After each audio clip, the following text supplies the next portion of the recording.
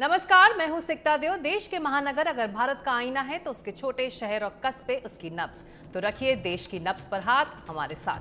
हमारा भारत में आज कहां लोगों को गुमराह कर नसबंदी कराई जा रही है और साथ ही असम के मोइदम को मिली कौन सी सूची में जगह।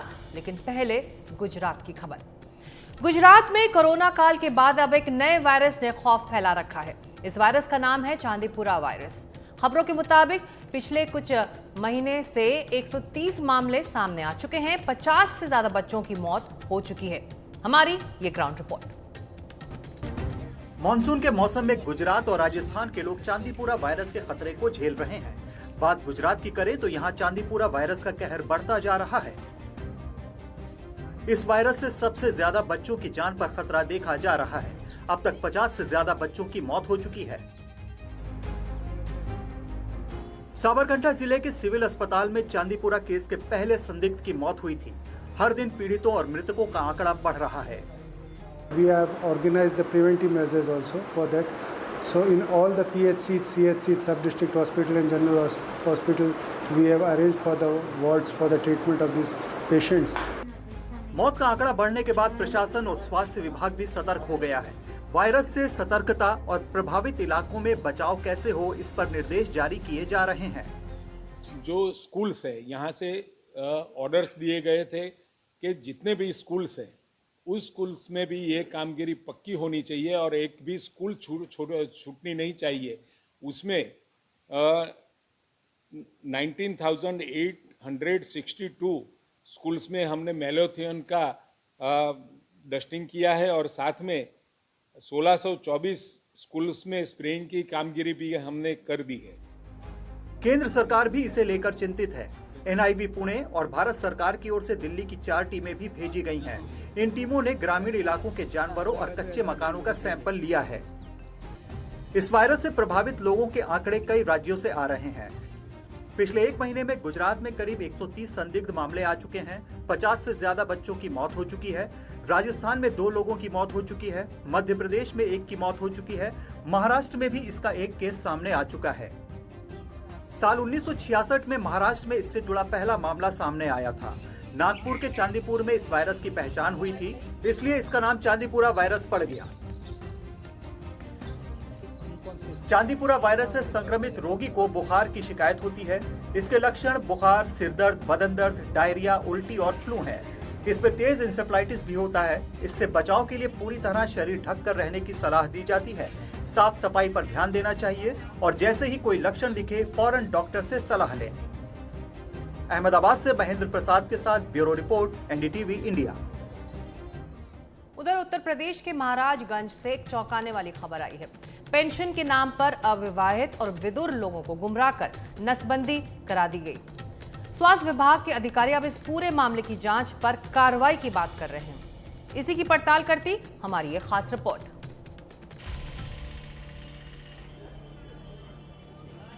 ये गांव वाले अपने आप को ठगा सा महसूस कर रहे हैं। पेंशन लेने की इच्छा थी लेकिन नसबंदी हो गई। जी हाँ, ये गांव वाले कुछ ऐसा ही आरोप लगा रहे हैं। यासा ले गई चुप्पे से कहें चलो मिसवरिया उठी बनेगा पेंशन से बनने के बाद धोखा से ले आके नसबंदी करा दी है।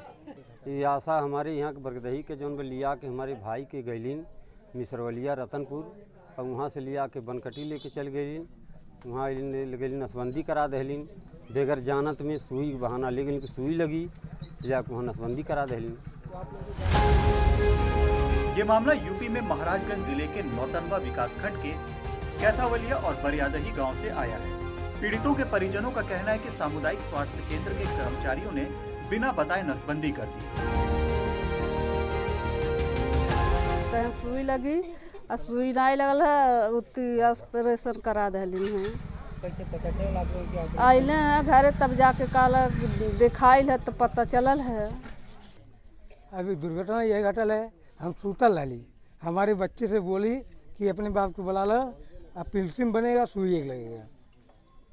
फिर क्या हुआ? अब उसके बाद हमको मिसरौलिया ब्लॉक पे ले गया, खून चेक किया, खून चेक करके रिपोर्ट बनवा के फिर बनकटी ले जाके अंदर हॉस्पिटल में हमको ऑपरेशन करा दिया।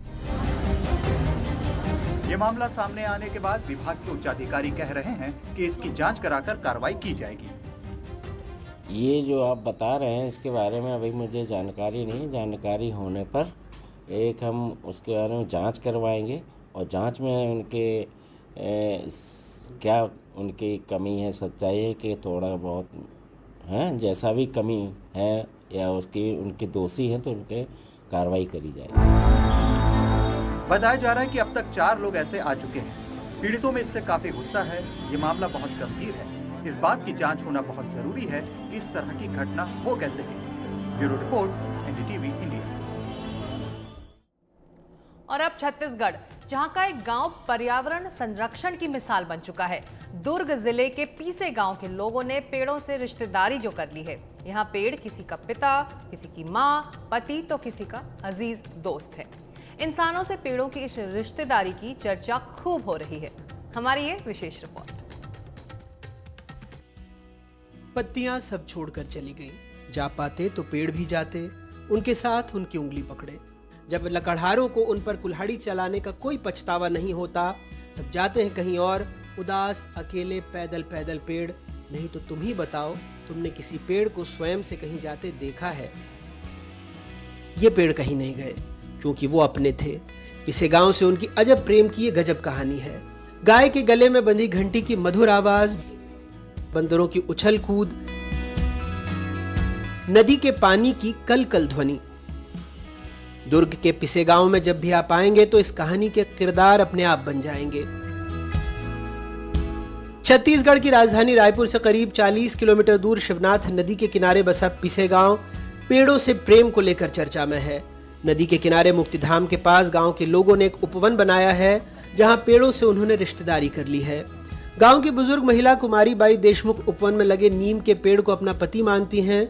घंटों उनसे बतियाती हैं, उनकी पूजा करती हैं और अक्सर मन की बातें कहती हैं। पति के जाए के बाद में याद आती तो पेड़ लगा हम ऐसे करके मैं याद बुलाए भर आ जाता। आप आके क्या बोले वो बताइए थोड़ा सा। बच्चा के शादी में कर ले, हाँ सिर्फ अधूरा रिश्ता तोड़ काम। पिसे गांव में कुमारी बाई अकेली हों जिनकी पेड़ से रिश्तेदारी है, ऐसा नहीं है। गांव में कुछ साल पहले ही ब्याह कराई मधु उपवन में एक पौधा लगाई हैं जिन्हें वो अपनी माँ मानती हैं। मतलब बहुत याद आती थी माँ की। फिर ना सोची कि मतलब पौधा को ही मतलब सींचूं, मतलब उसी को माँ बना लूँ और उसी को अपना जो भी दुख सुख है उसी के साथ मतलब मिल के उनसे दुख शेयर करूँ। पेड़ों की पूजा देख रेख की कई तस्वीरें आपने देखी होंगी, लेकिन क्या कोई पेड़ से इतना प्रेम करे कि उसे पकड़ते ही आंखों में आंसू आ जाए? करीब 22 साल की प्रेरणा को देखकर इसका जवाब आसानी से मिल जाता है। दुखद भी होता था कि इतना स्ट्रगल से इसको बढ़ा रहे हैं हम, पानी डालते थे रोज आके, और बंदर भी ऐसे तोड़ देता था तो एक थोड़ा सा नर्वस हो जाते थे कि ये जो सपना देखे आने वाले समय में कि ये पूरा हो पाएगा कि नहीं करके। पिसे गांव के उपवन में लगे हर पेड़ की ग्रामीणों से रिश्तेदारी की अपनी अलग और प्रेरणादायक कहानी है, लेकिन जानना यह भी जरूरी है कि आखिर इस पहल सोच को प्रेरणा कहां से मिली। तो उस समय के जो सरपंच थे नीलकंठ जी कुंभकार, उनसे हम लोग मिले, चर्चा किए, तो ये गोद के रूप में हम लोगों को देने के लिए सहज से तैयार हो गए कि हम लोग तो ये पौधा बचा नहीं पाए, तो गायत्री परिवार वाले कम से कम सेवा भावी से आप लोग काम करेंगे तो आप लोग बचा सकते हैं। सर्वेश्वर दयाल सक्सेना की कविता है। बहुत दिनों से सोच रहा था थोड़ी धरती पाऊं, उस धरती में बाग बगीचा जो हो सके लगाऊं। खिले फूल फल चिड़ियां बोले, प्यारी खुशबू डोले, ताजी हवा जलाशय में अपना हर अंग भिगोले, लेकिन 1 इंच धरती भी कहीं नहीं मिल पाई, एक पेड़ भी नहीं कहे जो मुझको अपना भाई। पिसे गांव इससे इतर है कुछ बहुत सर्वेश्वर दयाल सक्सेना की इस कविता से। पिसे गांव की ये कहानी न सिर्फ रोचक है, न सिर्फ भावनाओं को छू लेने वाली है, बल्कि ये कहानी प्रेरणा है उन लोगों के लिए भी जो प्रकृति को अनदेखा करते हैं और पौधों को बचाने की बजाय उन्हें काटते हैं। प्रेरणा उन लोगों के लिए भी जो सांसें बचाने की जद्दोजहद कर रहे हैं। दुर्ग से कैमरा साथी प्रवीण साहू के साथ नीलेश त्रिपाठी, एनडीटीवी। हमारा भारत में वक्त एक छोटे से ब्रेक का है। ब्रेक के बाद भारत की पिरामिड की करेंगे बात, जिन्हें यूनेस्को ने अपनी लिस्ट में शामिल किया है।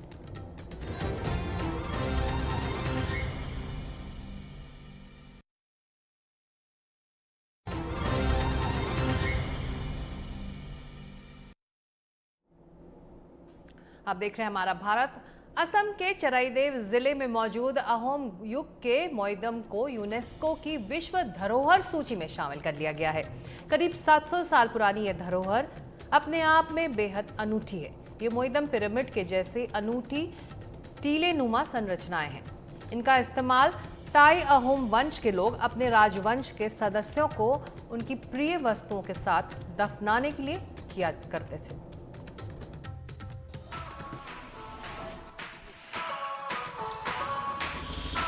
"19 moidams of different sizes are found within the nominated property boundaries and were created over a period of 600 years.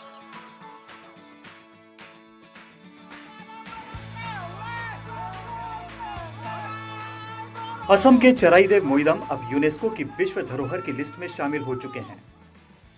हाल ही में नई दिल्ली में विश्व धरोहर संपत्ति के 46वें सत्र का आयोजन हुआ था। इसमें फैसला लिया गया कि मोइदम को यूनेस्को की विश्व धरोहर सूची में शामिल किया जाएगा। इस लिस्ट में शामिल होने वाली ये भारत की 43वीं धरोहर है, जबकि नॉर्थ ईस्ट से तीसरी। असम में कई 100 साल शासन करने वाले अहोम वंश के लोगों के लिए मोइदम एक पवित्र जगह है। ये अहोम राजवंश की कब्रगाह है, जिसमें उन्हें उनकी पसंदीदा चीजों के साथ दफन किया जाता था। मोइदम को असम के पिरामिड भी कहा जाता है। ये असम के इतिहास और संस्कृति को दर्शाते हैं। जब इन्हें विश्व धरोहर में शामिल किया गया तो पीएम नरेंद्र मोदी ने एक्स पर पोस्ट डालकर खुशी जाहिर की। उन्होंने खुद इसे चुना था। पीएम मोदी ने लिखा कि ये भारत के लिए बेहद खुशी और गर्व का मौका है। चराईदेव के मोइदम अहोम संस्कृति को दिखाते हैं, जो पूर्वजों के प्रति अपार श्रद्धा दर्शाते हैं। उन्होंने लिखा कि मुझे उम्मीद है कि महान अहोम शासन और संस्कृति के बारे में और अधिक लोग जान सकेंगे। भारत सरकार वर्ल्ड हेरिटेज साइट के लिए जब कोई नाम देना होता है तो पहले राज्य को एक पत्र और डोजियर भेजना पड़ता है।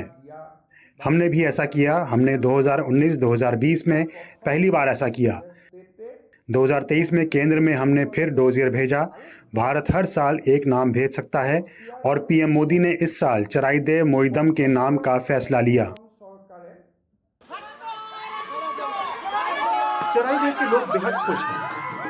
इस धरोहर की देखभाल में यहाँ के लोगों का बड़ा योगदान रहा है। स्थानीय लोगों ने पारंपरिक वेशभूषाओं में उतरकर खुशी जाहिर की। चराईदेव के लिए ये बहुत बड़ी बात है।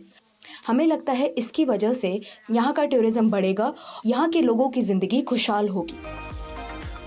वैसे मोइदम के विश्व धरोहर की लिस्ट में शामिल होने पर थाईलैंड में भी खुशी है। भारत में थाईलैंड की एम्बेसी ने एक्स पर पोस्ट किया।